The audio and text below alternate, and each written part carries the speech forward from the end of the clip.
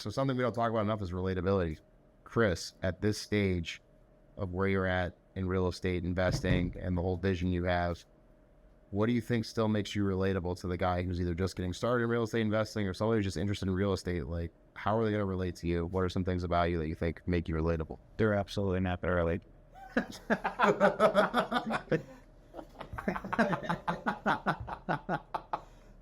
Yeah, it's hard when you're posting stuff about X amount of millions of dollars, or you acquired this, or there's other people too that post, I acquired 1,000 units, and some of them aren't even relatable to me. A couple guys on there that just buy so much that it's hard to be relatable, and we want to focus this podcast on things that, may be relatable to people that are just starting out or newer in the game of real estate.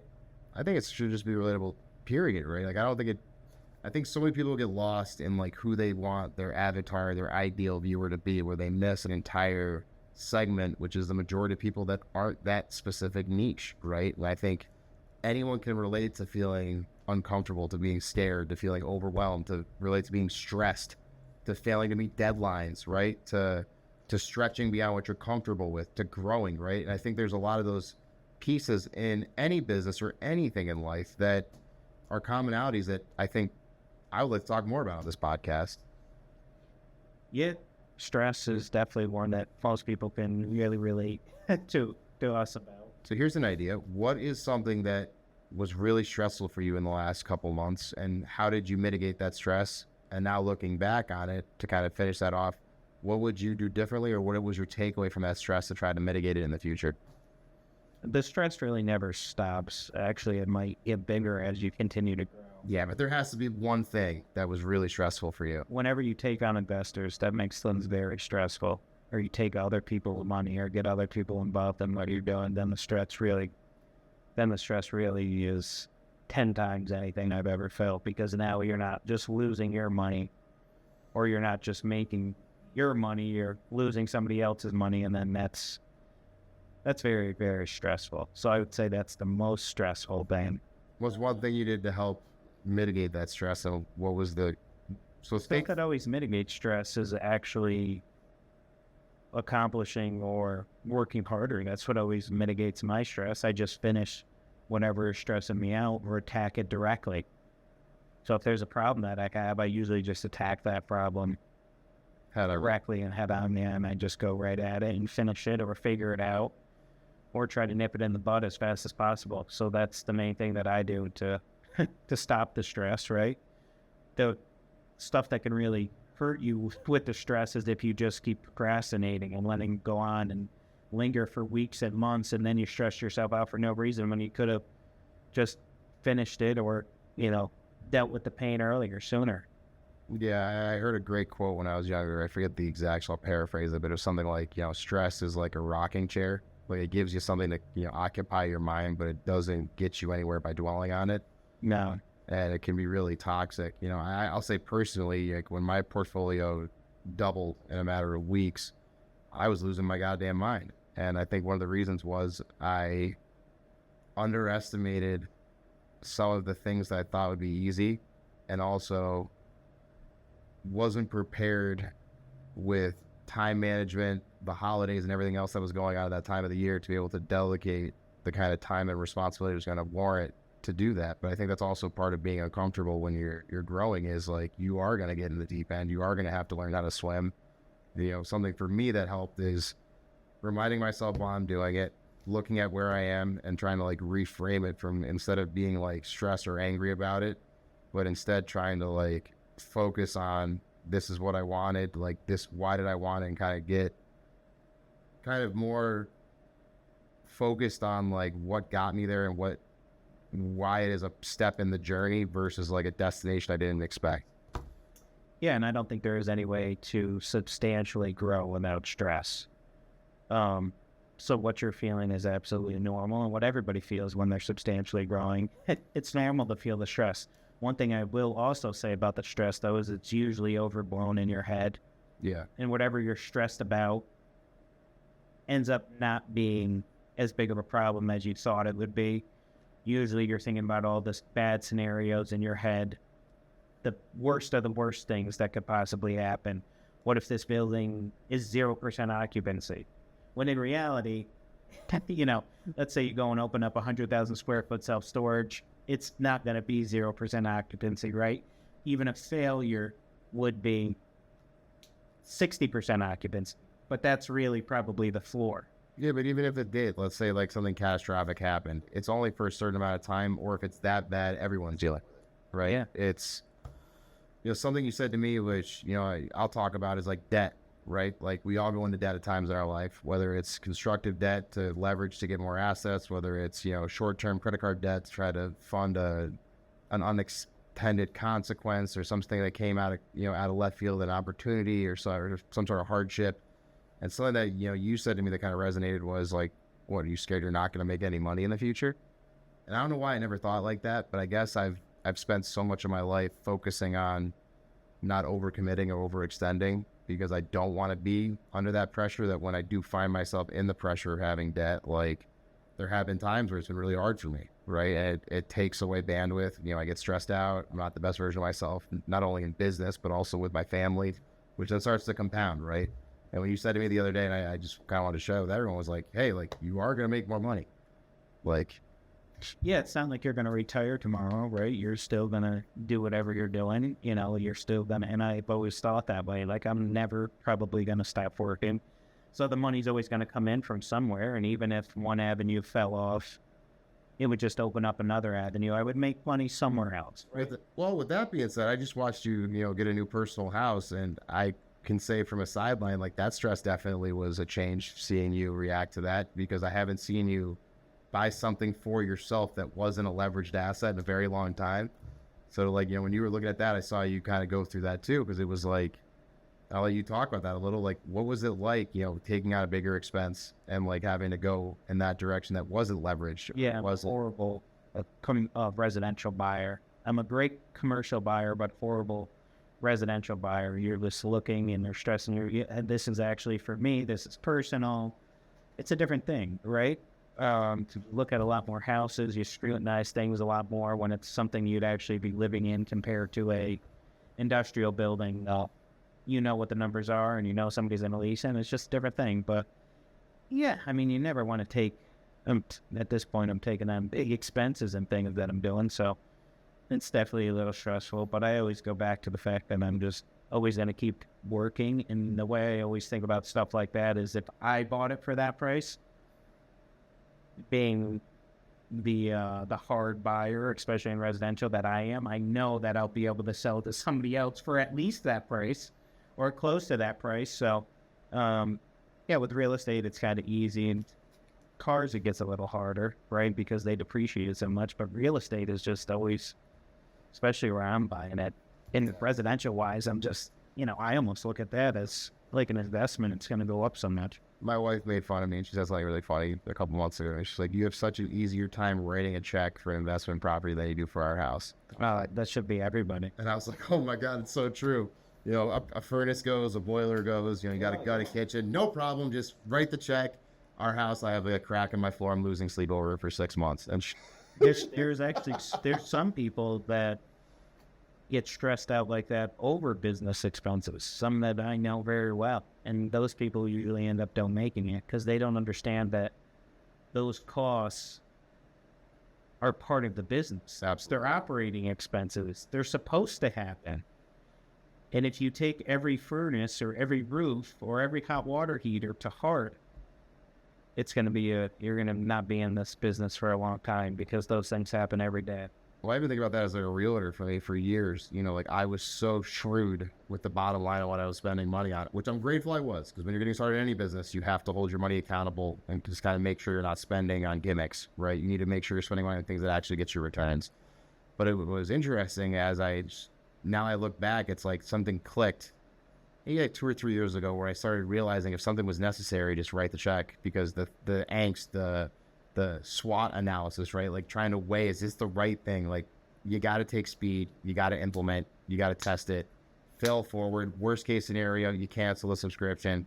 But sometimes, like for example, like one of the skip tracing services I use, like I just upgraded it for, a lot. And it was like, okay, like what was the worst case? I think about a couple of years ago when I was first thinking about like the entry level price of that program, and I was like, wow, like $100 a month is a lot. Then I think about like what a necessary key thing it does for my business in terms of insight and understanding like information that's like, when you have to spend money on business, you have to spend money on business. Yeah. You have to. And I think that's a big part of relatability, though, where you're talking about it at the beginning and being shrewd at the beginning. I think, we're talking about people just starting out and beginning investors. I think you have to be like that. It's absolutely 100% necessary to be very shrewd. Delayed gratification in real estate is such a big thing. You cannot think short term, and you have to change your mind to think long term, because you're not going to make money right away. I was talking about this actually yesterday with one of my friends about apartments, how we only had 10 in our little LLC. It was way more stressful when something went wrong because it made a difference of like us being able to pay the mortgage or something that month. Whereas now when you get to bigger numbers, it's almost like it's inconsequential if someone stops paying. Like, oh, you got to turn an apartment. It is what it is. Like, because you have such a hedge, because now you've gotten to a point where you have a base that you can almost factor in a lot of these expenses as like kind of like shrinkage, right? Like it's just a necessary part of the business. And that's why when you underwrite deals, it's important. And, kind of with that being said, like I was thinking about the other day when I was talking to that new agent who's working with us, right? And I was talking to him about, hey, like you could spend time on your listing presentation. You could spend time on your marketing, your advertising. None of that's going to make you money. What's actually going to make you money is actually going out and having conversations and connecting with people. And I think that that's true in any business, right? Whether it's real estate investing, being a realtor. If you aren't growing your business is dying. And when you're your own boss and when you're an independent business owner, right? Like you need to be growing.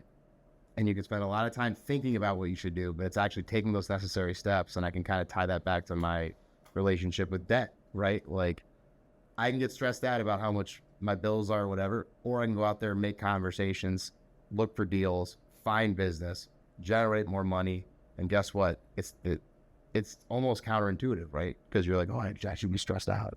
Maybe I can find a way through this, when, at least for me, I found that massive action in the face of stress, kind of tying back to what you said, has kind of helped me specifically in real estate since I got started.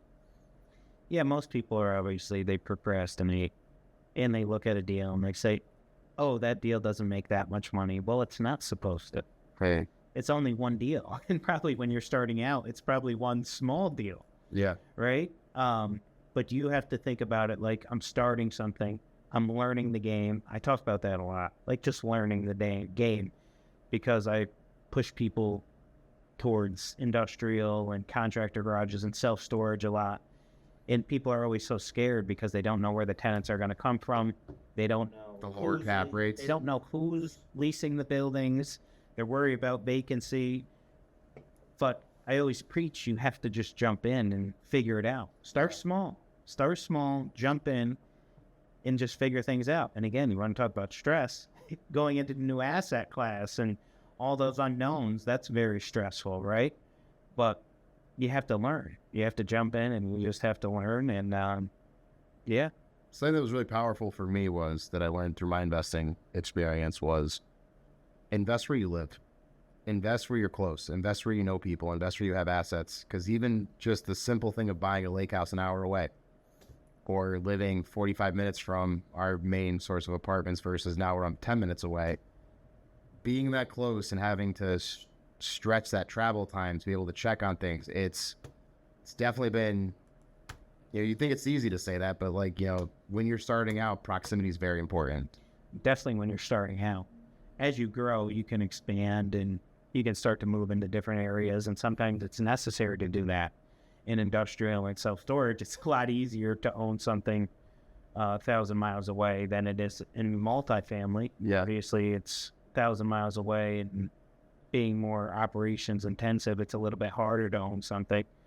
But yeah, when you start out, you obviously definitely want something that's close to you. Again, your main goal starting out is, one, think about the future, handle the stress, and learn the game, right? And I think, all that stuff that we talked about, that's super relatable to everybody. And it's good to hear it coming from us because it's everybody feels it.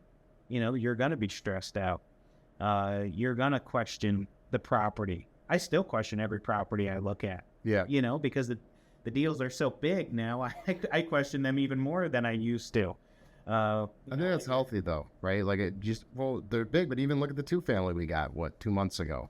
Yeah. I'm like, it's a home run. It's amazing. We close. 2 weeks later, I call you. This is the worst idea we ever did. Da, da, da, da, da, da. Because, it's always, it's easy on paper. Sometimes when you actually get in the weeds, it gets messy, right? And when you're in the weeds and you're trying to fight through it, it's freaking stressful. Something that I found that I definitely modeled from you, and one of the reasons why I chose to start investing with you after just being your realtor was partnerships. I've not seen someone have as many as well as have as many successful partnerships as you. What are some of your takeaways? How did you start structuring deals or bringing on partners? And what are some of the things you've learned over the last 20 years having different partnerships? I think the reason why I've been so successful in partnerships is because I know the people very well that I'm investing with. They're not fast partnerships. There's probably people that I've worked with or family members or somebody that I've known for a really long time, and I know what they're going to bring to the table. So I think that's the biggest thing with partnerships. You know the people really well, and you already know their work ethic and, what they're going to bring to the table. So it's not really ever a shock. And then there's some that haven't worked so well. But I was gonna say, you just don't do another partnership with that person. It ends up not really. Or you sell the asset. Yeah, you can sell the asset. Real estate's a lot easier to do partnership. Yeah. When you get into a business with a partner, that's where it can get really messy. And I've had some of them not go so well too. But because business is it's a lot harder. Yeah. Simple as that. It's not just a tangible, easily tradable asset like. Correct. You got to think in real estate, you could just get a third-party manager. I mean, there's a lot of solutions. You can sell. Somebody can buy their half. Somebody can buy your half. There's a lot of ways out and a lot of things that you can do in real estate that make partnerships a little bit easier than business. And business, all of those things I just mentioned are a lot harder to do. Something that I found with having partners, for me at least, I know that from experience with my lake house, right? Like my wife was my partner. I had my parents helping me with it. Think about it. I leaned on my friends a lot, but I was at the end of the day with the gun to my head trying to make that work. It's really stressful when it's only you having to carry the load. Whereas I found like with us and with other partnerships and other parties I've spoken to with you, is that when there is stress, having that shared responsibility, both mentally, but also in terms of time and resources, right? Like if you do have a hardship and you do have to come out of pocket to carry something, it's not 100% on your shoulders. Yeah. I mean, partnerships obviously mitigate risk a lot. Yeah. They also just give you more confidence because you got somebody else with you. And a lot of the partnerships that I'm in, a lot of it is just I give the people the confidence to do what I already know that they can do. They just don't know that they can do it yet. So if you were someone who's getting ready to jump into real estate, right? And what would be 3 pieces of advice as you give them? Think long term. Okay. Realize, and exactly what we talked about, realize that the stress comes with it. Growing equals stress. And I think your first couple of deals have to be really big deals. Yeah. You can't go into your first deals and buy a 5-gallon. Or buy a 4-unit that is absolutely on fire and the tenants are crazy and it's going to drive you nuts. If it's a good deal, you've signed up for the stress, and sometimes, those more stressful deals you get for a way better price for a reason.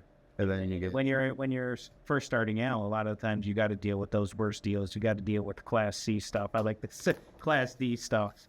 I will say it was kind of impressive that with that first dumpster fire report unit we bought, we did get served notice of being sued, with being shared with the president, the Pope, the mayor, the governor. I mean, I was kind of impressed and kind of proud that we were copied on such a prestigious way. Yeah, multifamily is an interesting game. That, again, I go back to why I recommend other things besides multifamily. But I always say that, but there's a lot of money in multifamily and there's a lot of demand in multifamily. 50% There's just a couple other things that I like better. That's as simple as that. So I don't tell people not to do multifamily. I just think that there's a couple other things that are just a little bit better. But multifamily is great, and obviously people will always need a place to live. We're also lucky too that because we're in the capital region where we had, GE and a lot of other these like industrial revolution factories and workforce there. We have a lot of small multifamily, which a lot of other parts of the country don't. I talk to friends in the Midwest. As soon as you get outside of the major cities, there's no multifamily. North Carolina, South Carolina, there's apartment complexes and there's houses, right? You get even in South Florida, right? It's not that common to find duplexes and triplexes and 4 units as we're able to see every day. Yeah, up here. One of the hardest states with the laws. That's true. So you could also look at it like that. If I was actually to get my rent on all the properties that I was actually owed, I would have a lot more money than I do today. That's very true. How many times have we've gone 4, 5, 6 months without collecting rent? A lot of times. So I almost feel like as soon as it starts, like, oh, here we go. Like, here's 4 months down the tubes. Yeah, you kind of know it's coming in New York, but you gotta underrate for all that stuff. What's funnier is when I first got into this, I'm like, you could do it, and then like, dude, just get that, just do this, or there's an easy way to do it. And now after, going through the eviction process many times in the last couple of years, it's like I've definitely gotten removed. But I also think it's dangerous for people who are getting into it that don't have cash reserves or partners to understand that, like, when you get into multifamily, and if you're relying on that rent, whether it's to cover your mortgage or to cover the building's expenses, you need to be aware that if it goes bad, it is painful, and there's no one coming to bail you out. It's back to stress, right? But that's also why you should always start small. When anything that you jump into, you got to start small, and you start with a couple, you learn. You become better at predicting or underwriting these type of deals. You know what's going to happen, and the more you do it, just like anything else in life, the more you do this stuff, the better you get at it. And I think, something that I would say to add to kind of your list of the few things to get started with, right? I would say find someone who's where you want to be and learn from them, ask them to mentor you, join their team. Figure out someone who has the understanding, the knowledge, and learn from them so you don't have to learn yourself. Because I'll say that by partnering with you on multifamily versus doing it by myself, it took a lot of the uncertainty out of it. It saved me from having to waste my time trying to figure out how to reinvent the wheel. And I think that having that knowledge and experience is priceless. And I think that I would challenge anybody, whether it's in real estate investing or even becoming a realtor, right? Like, you can learn how to be a realtor on your own. God bless you. You want to get your license and go out there and start showing homes, you're going to have a really hard time getting punched in the face. Yeah. With this thing, right? You join basically, if somebody, a mentor or somebody that's done it, and you can somehow latch onto them or learn from them, it's going to accelerate your process by 10 years easily, right? So, if there's ever an opportunity to do that, no matter what you're doing in life, you should always take that opportunity. And you hear a lot about it, like, oh, should I do a mentorship or an internship for free? It's like, depending on the person, you probably should think about doing it for free, right? I'm sure you could think of a couple names where, like, oh, could I sit with that person? Yeah, I'll do it for free. There's people I would sit with for free, right? I still do it every day. Right, so you don't have to be getting paid to do it, but that can accelerate your learning process. I also tell people, don't be scared to be direct with people and say, hey, look, like, I'm really impressed with what you have. Like, is there any way I could, like, tag along, or is there something I could do for you? Because instead of just asking instead of asking someone who you admire, like, what they can do, don't ask them for something without giving them something. And say, hey, look, for example, like, Chris, what do you need to keep growing? I need to find off-market deals. All right, dude, I'm going to find you some off-market multifamily. That's my answer to everybody. Find me deals. And guess what? That was 5 years ago, 6 years ago? Yep, find me deals. And it's still I still get called every day and get yelled at about Find me deals. Yep, and on all my social medias, that's the theme. Find me deals. That's what this game's all about. Finding deals. No matter what level. But that's every business, right? If you're not looking for opportunity, you're dying, right? And you can pay for leads. You have to have leads. You have to have leads. So with that being said, I think we brought a lot of relatability to this podcast. And if you guys have any questions or if you want to connect with us, you know where to find us, and we'll talk to you soon.